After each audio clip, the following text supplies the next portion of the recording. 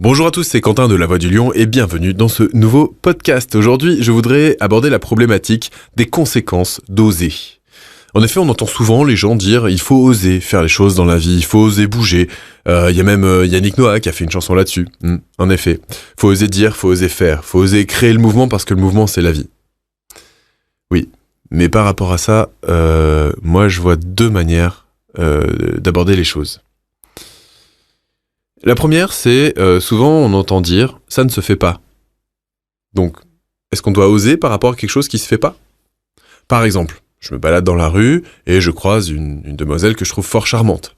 Et si au moment où je la croise, je fais « oh, c'est votre bonne là !» Quelque part, j'ai osé. J'ai osé lui dire mon attrait, mon attraction, je dirais, pulsionnelle ou quelque part, je ne sais pas, charnelle, en tout cas pour sa personne. Mais est-ce que c'est bien d'oser faire ça ? Je suis pas certain. Ça, en effet, on pourrait dire, ça se fait pas. Ouais, mais alors, il fallait oser ou il fallait pas oser ? Bon, après, il y a peut-être le comment, mais n'empêche, faut-il oser ou faut-il ne pas oser pour ne pas importuner les gens et leur laisser un espace de liberté ?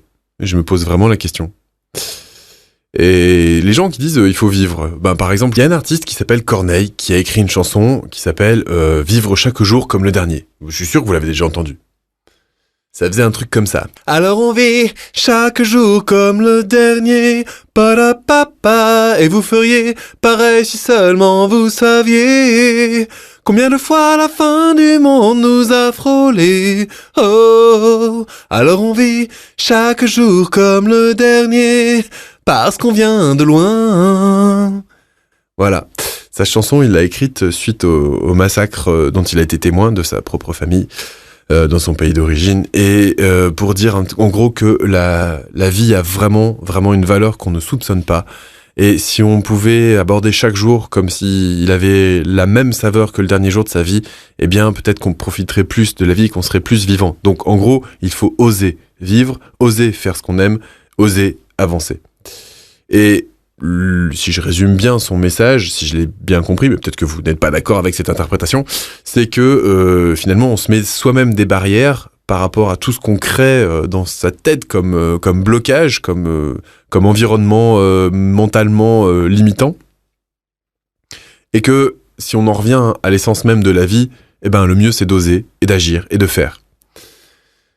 Oui, sauf que là, par rapport à ça, je voudrais moi, évoquer trois conséquences principales. La première, c'est que si on ose faire des choses comme je l'ai proposé tout à l'heure avec le T-Bone, ça va faire quoi ? Ça va faire qu'on va se mettre dans une certaine image sociale et on va prendre le rôle d'agresseur quelque part. C'est-à-dire que oser, oui, mais jusqu'à quelle limite ? On peut casser sa propre image sociale en osant faire les choses, ou en osant dire les choses. Si on ose dire, par exemple, des choses très désagréables à son patron parce que ça se passe mal, ou bien, éventuellement, on ose dire des choses en public sur une situation qu'on n'apprécie pas, ou sur une personne qu'on n'apprécie pas, eh bien, c'est peut-être pas forcément le meilleur conseil du monde. Parce que derrière, on va aussi pouvoir provoquer le qu'en dira-t-on. Je sais pas, par exemple, supposons qu'un jour, j'ai envie de me balader, je sais pas, en soutien-gorge. Voilà, je me balade en soutien-gorge. Oui, mais je suis prof. Donc je vais me balader en soutien-gorge, dans la rue, tranquille, voilà. Bon, pourquoi pas, hein, il fait beau, il fait chaud, c'est l'été, je me balade en soutien-gorge. Le qu'en dira-t-on, là, il va être très très fort. Je vais avoir énormément de mal à récupérer mon autorité devant mes classes derrière si je fais ça. J'imagine bien la tête de mes élèves.